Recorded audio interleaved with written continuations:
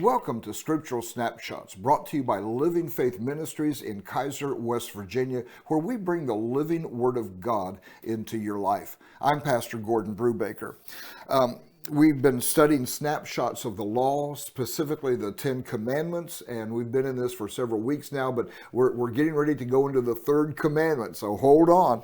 I want to share something here. In Matthew chapter 5:17, Jesus said, "Do not think that I came to destroy the law or the prophets. I did not come to destroy, but to fulfill." You know, a lot of people will say, well, grace has done away with the law. Mercy has done away with the law. And mercy and grace are above the law. It's like the law of lift to the law of gravity, but it doesn't get rid of the law of gravity. The law still continues. The law is still there, and we need to understand this. Grace and mercy are gifts from God. It shows His love for us. It shows that God does not want us to be judged or condemned, which is what the purpose of the law is, to reveal sin to us. But He wants us to come into a right relationship with Him. But still, the backup is, the backup is the law to give us a set of boundaries, the law to give us fences, so to speak. In the Jewish community, they talk about the law as a fence, and not an offense, but a fence. A fence meaning it sets boundaries, and you know that the fence, if you cross the fence, you're going to get into trouble because you shouldn't be there. That's why there's a fence there to start with. So in the Jewish community, they build laws or fences to keep you from sinning. And so you can cross one fence, and it'll keep you from crossing another fence, from another fence, and another fence, because if you cross all the fences, you will die. But if you stop at the first fence, well, that it'll save your life. It'll keep you from going from bad to worse, so to speak. So we find out that as you grow in faith, as you grow in the mercy of God, that we wind up keeping the law. Because remember, the law is for the ungodly. The law is not for the just. The law is not for the righteous. The law is not for, the law is for the lawbreaker. That's why it's there to start with, because people will break the law. We've talked about this before. You have the law, thou shalt not murder. Why? Because people murder. Even with the law, people still murder. They'll kill one another. And we see that in our country right now, of murders taking place literally almost every day.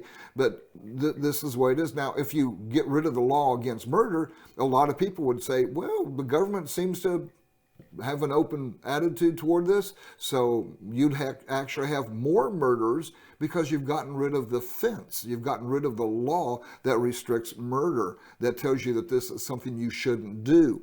Now, there's a lot of things on this, but I say all this, that laws are necessary to govern. Okay, understand that. Whether they're spiritual laws or natural laws, they are there because they are essential to govern. You cannot establish a society, a group, an organization. You can't establish anything without basic laws. There's got to be an understanding of behavior. There's got to be an understanding of what is acceptable and what is unacceptable. And this is so important to understand this about laws, because in our society today, so many people want to just get rid of them. Well, I just don't believe that we should have any laws. Well, thank you.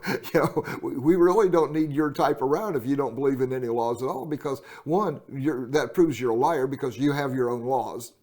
For those who say there are no laws, they have laws, they have rules, they have a code of conduct that they operate by. So nobody doesn't believe in laws, even though that may be what they say.